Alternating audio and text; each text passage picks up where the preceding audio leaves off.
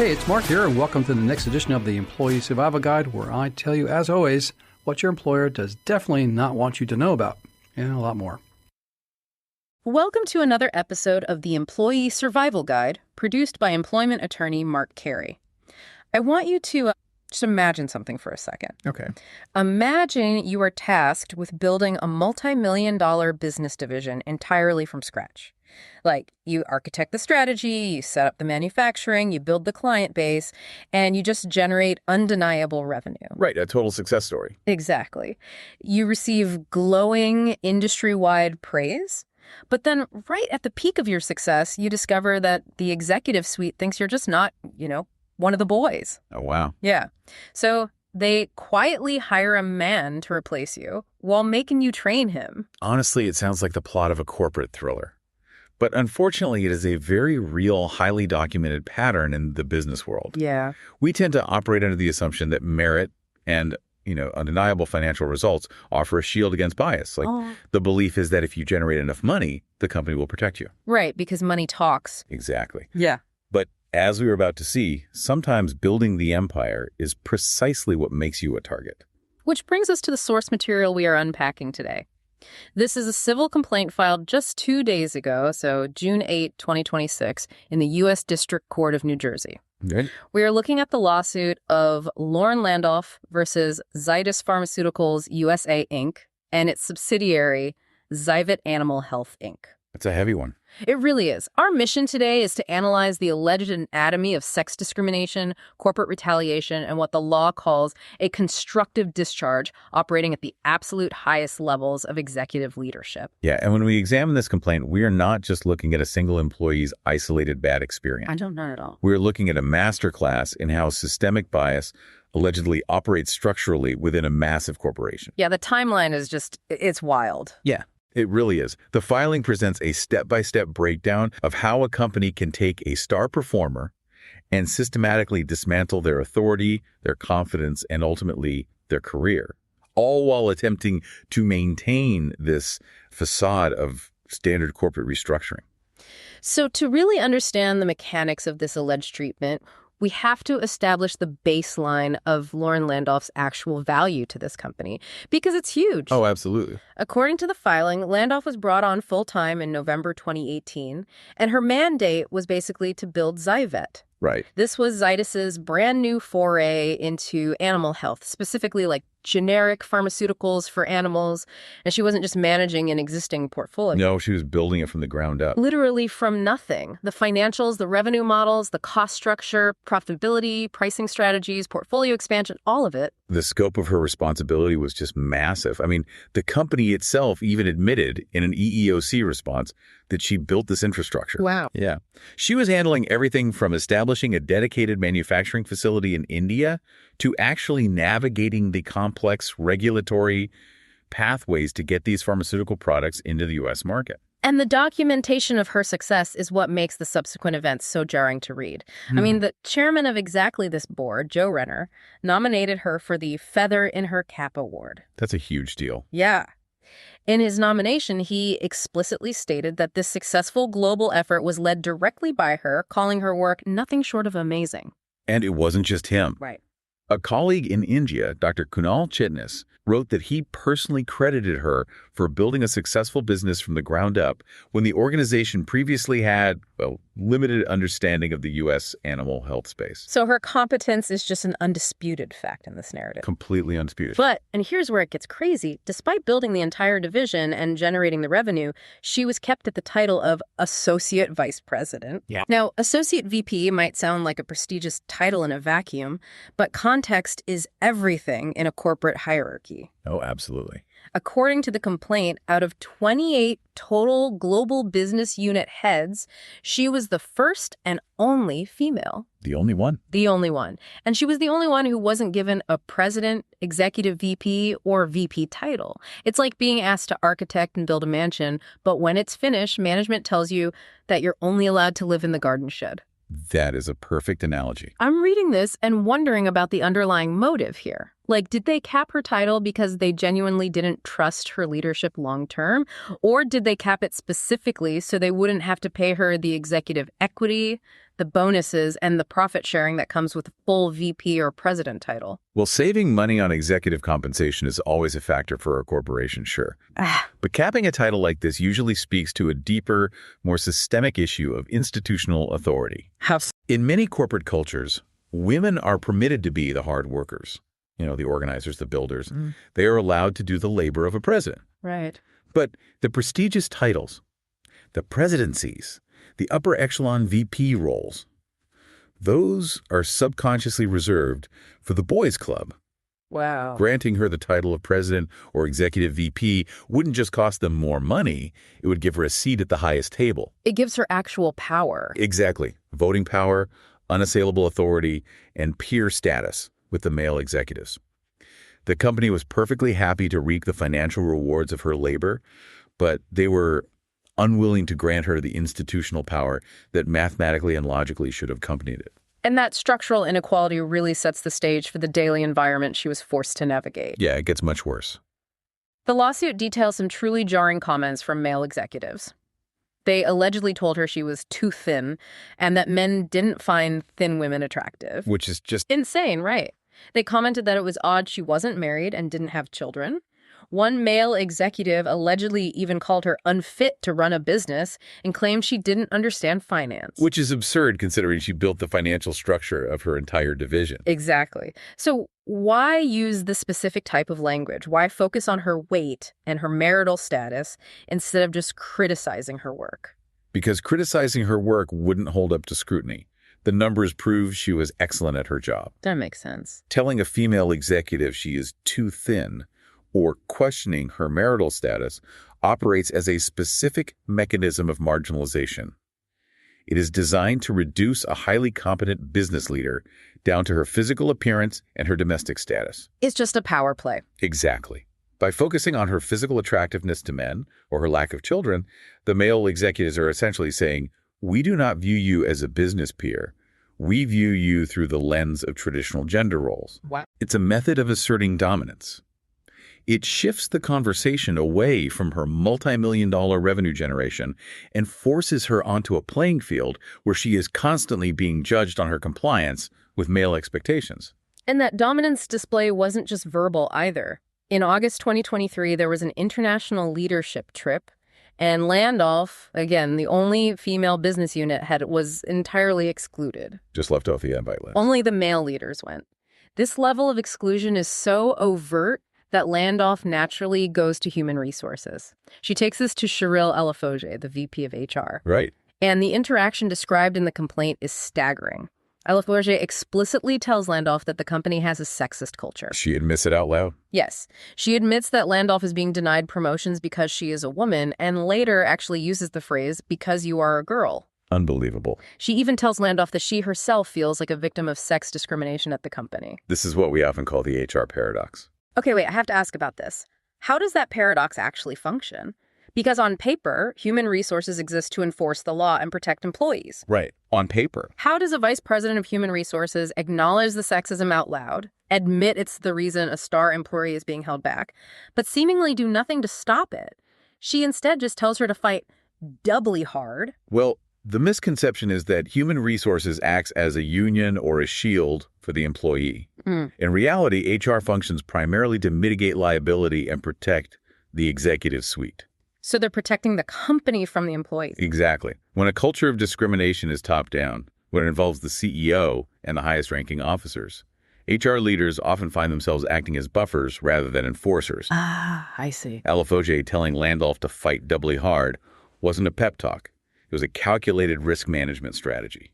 HR was trying to keep a massive revenue-generating asset, meaning Landolph working and producing money, while avoiding a confrontation with the executive boys club that could trigger a corporate crisis. Alafoge's admission shows an awareness of the systemic rot, but a complete capitulation to it. And that capitulation becomes active participation shortly after. The lawsuit details how HR forced Landolph to fire one of her key direct reports, a man named Rick Hogg, but refused to allow her to hire a replacement. Yeah. Alafoge even admitted to Landolph that she was being intentionally handicapped by this forced termination. That is the turning point where passive containment becomes active sabotage. By forcing her to fire a key team member without a replacement, They're deliberately straining her division's ability to function. Setting her up. Yes. They're setting her up to fail so they can eventually point to declining performance as a legitimate, non-discriminatory reason to remove her. But Landolph didn't just take it. In October 2023, she escalates. She bypasses HR and formally complains to the new CEO, Punit Patel, about the sexist culture. And that changes the entire legal landscape of the situation. How so? Complaining to a CEO about sex discrimination is a legally protected activity. Under employment law, once an employee makes that formal complaint, any adverse action taken against them is highly scrutinized as potential retaliation. Oh, so they can't just get rid of her now. The company is now trapped. They cannot simply fire her without risking a massive, clear-cut retaliation lawsuit. So instead of firing her, they execute this highly methodical replacement playbook. By June 2024, she is demoted. Instead of reporting directly to the CEO, she is pushed down a rung to report to a new hire, Patrick McIntosh. Right. Then, in October 2024, things get surreal. She spots an external job posting from a recruiter for a general manager of animal health in Pennington, New Jersey. Which is her exact job. It is an exact description of her own division. She asks McIntosh about it. He refuses to discuss it. She asks the CEO. He refuses. She goes back to HR, and Alafoje outright claims she knows nothing about it. The complaint alleges they feigned ignorance to her face. But later, HR admitted they were all lying, and that the position had been a long time coming. That is so wild. They were secretly recruiting her replacement while she was still sitting in the chair running the daily operations of the business. This is the corporate equivalent of your partner bringing a stranger home, telling you they're just a roommate, and then watching as they slowly change the locks on your own bedroom door.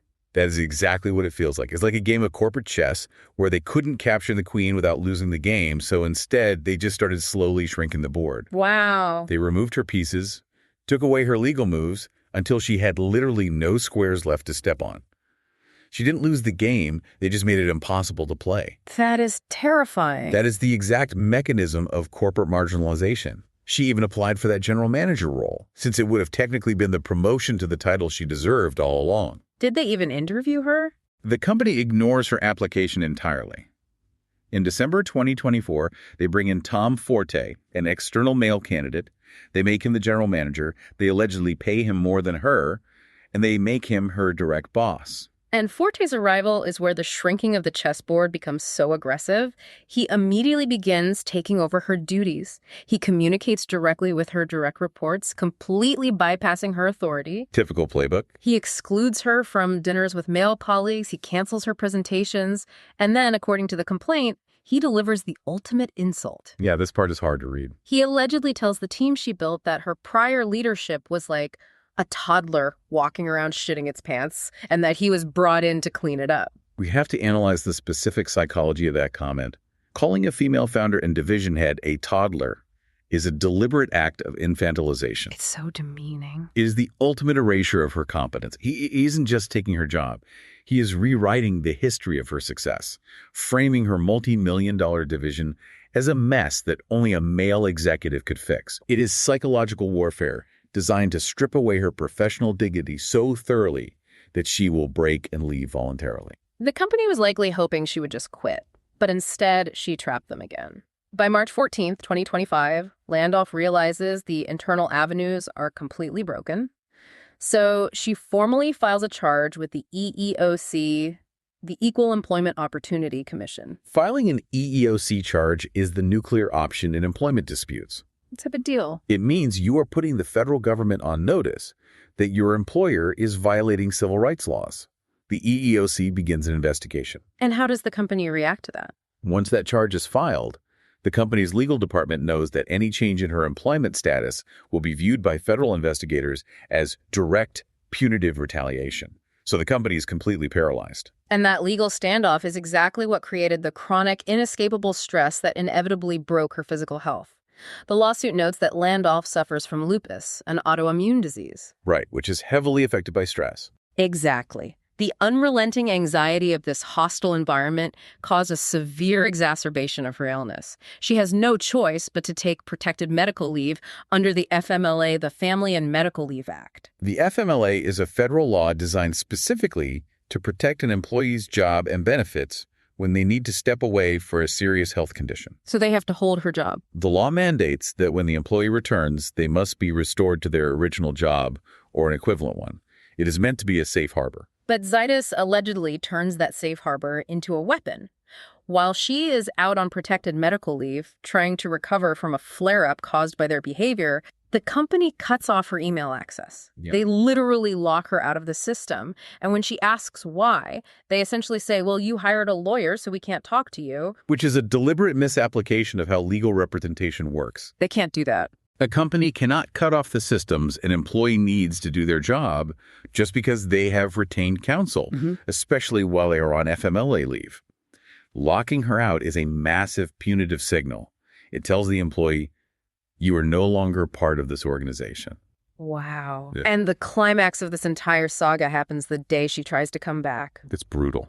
On June 16th, 2025, Landolph returns from her medical leave. She submits a physician-supported request for a reasonable accommodation under the ADA, the Americans with Disabilities Act. Yeah, okay. Hours later, Tom Forte calls her into a meeting and informs her of organizational changes. He tells her she has been completely stripped of all leadership. Unbelievable. Her direct reports are gone, her consultants are terminated, her customer-facing responsibilities are reassigned. She is essentially reduced to back-end administrative tasks. They basically took away her whole job. 2 days later, on June 18th, 2025, she sends an email to the leadership team resigning effective immediately, stating she has been constructively discharged. Wait, let me stop you there, because I'm looking at this from a purely legal standpoint. She sent an email explicitly saying, I resign. Yes, she did. How does a court not just look at that document, see her own words, and say, sorry, you quit. You forfeited your rights to sue for wrongful termination? That is exactly the loophole companies try to exploit. And it is precisely why the legal doctrine of constructive discharge exists. Okay, break that down for me. Constructive discharge occurs when an employer makes the working conditions so deliberately intolerable, hostile, or fundamentally altered that a reasonable person in that employee's shoes would feel they had absolutely no choice but to resign. So they force your hand. The law recognizes that an employer shouldn't be able to escape liability for firing someone simply by torturing them until they quit. So the resignation is essentially legally voided. Correct. Under the law, her resignation is treated as a termination. If a company strips away your entire job description, humiliates you, retaliates against your protected EEOC complaints, and forces a VP-level founder into a dead-end administrative corner the day she returns from medical leave, her departure is not voluntary. Right, it's a firing in disguise. Exactly. And because it is legally considered a firing, it opens the door for massive damages under federal laws like Title VII, which protects against the gender-based discrimination she faced, as well as the FMLA for retaliating against her medical leave, and state-level protections like the New Jersey law against discrimination. So the company's plan totally backfired. The company thought they were clever by squeezing her out, but constructive discharge turns that squeeze into a massive liability. So what does this all mean for you, the listener? Because this goes far beyond one executive at an animal health pharmaceutical company. The core takeaways here are critical for anyone navigating a corporate hierarchy. Absolutely. First, this case dismantles the myth of a pure meritocracy. Sheer performance, undeniable revenue generation, and objective competence do not immunize anyone from systemic bias. No, they don't. You cannot outwork or out-earn discrimination if the executive suite is fundamentally biased against your identity. It is a harsh reality, but understanding it allows you to see the battlefield clearly. Yeah. The second major takeaway is recognizing the true shape of corporate retaliation. Retaliation rarely looks like a boss screaming at you and firing you on the spot. Right, it's much quieter. It looks like organizational changes. It looks like your direct reports being reassigned. It looks like being excluded from a calendar invite or an external candidate suddenly becoming your manager. When you see the chessboard intentionally shrinking, you have to recognize that it is a calculated legal strategy to push you into a constructive discharge. And you cannot rely on HR to be your advocate because their mandate is to protect the company from you. You have to create your own paper trail, file the formal complaints, and build your own leverage. You really do. I want to leave you with one final thought to ponder, building on the structural reality we've just discussed. We talk a lot in the business world about the glass cliff. Right, the phenomenon where women are finally given leadership roles only when a company is in crisis and likely to fail, effectively setting them up as scapegoats. Exactly. But look at what happened to Lauren Landolph. This wasn't a crisis. This was a greenfield. It was a fresh, blank slate of an opportunity with massive financial backing. And she successfully built it into an incredibly profitable empire from absolute scratch. Exactly. So why does the corporate instinct often default to taking that finished, lucrative, successful empire and immediately handing the keys over to a man? It's a great question. Does it stem from a deeply ingrained, almost subconscious bias about who actually looks like a leader when the stakes and the profit margins get really high? It really makes you think. It makes you wonder how many other brilliant innovators out there are quietly building mansions only to be locked in the garden shed the moment the paint dries. How many empires are currently being built by people who will never be permitted to rule them? It's a heavy question, but one we all need to be asking. Keep your eyes open, keep analyzing the board, and we'll catch you on the next one. If you like the Employee Survival Guide, I'd really encourage you to leave a review. We try really hard to produce information to you that's informative, that's timely, that you can actually use and solve problems on your own and at your employment. So if you like to leave a review anywhere you listen to our podcast, please do so. And leave 5 stars, because anything less than 5 is really not as good, right? I'll keep it up. I'll keep the standards up. I'll keep the information flowing at you. If you'd like to send me an email and ask me a question, I'll actually review it and post it on there. You can send it to mcarey@capclaw.com. That's capclaw.com.